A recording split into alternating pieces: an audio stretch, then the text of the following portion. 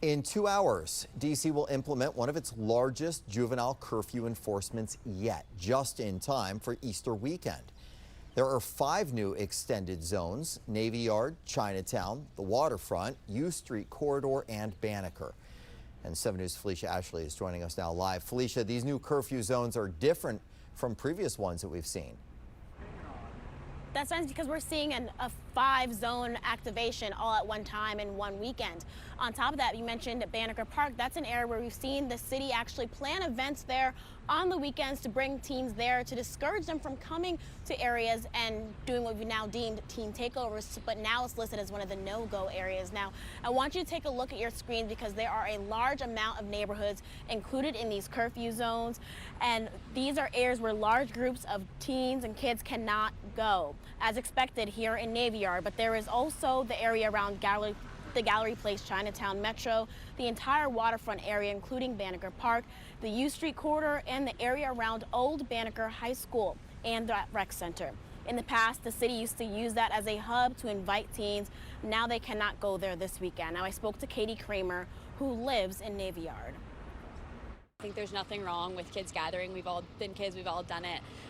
But the biggest issue is when it turns into something that's violent at night, especially.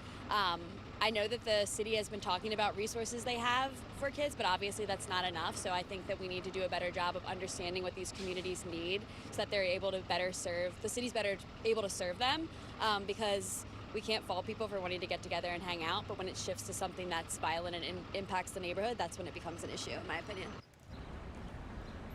Council did not take a vote on the juvenile curfew extension on Monday. That means this is one of the final weekends that MPD can utilize this extended version of the curfew because it expires, this legislation, on April 15th. Now, why all of these zones? Why all 5 this weekend? That is because when MPD makes their decisions and looks into whether they should have curfew zones or not on a particular weekend, they're looking at intel from the streets. They're taking intel from social media.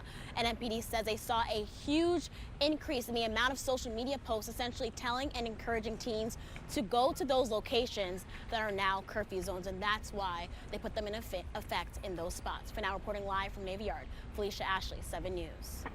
All right, Felicia, and those curfew laws are meant to keep teens safe, but in D.C., breaking curfew might not lead to the consequences that you would expect. D.C. police issued 279 violations last year, but did not make a single arrest. Now this year, despite teens still gathering in large groups around Navy Yard, there's only been 1 reported violation. And again, 0 arrests. Our I-Team Scott Taylor looked into what actually happens when kids are out past their allowed hours.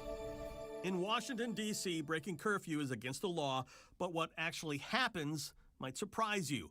When teens are caught out late, police stop them, check their age, and look for a valid reason like being with a parent or heading home from work.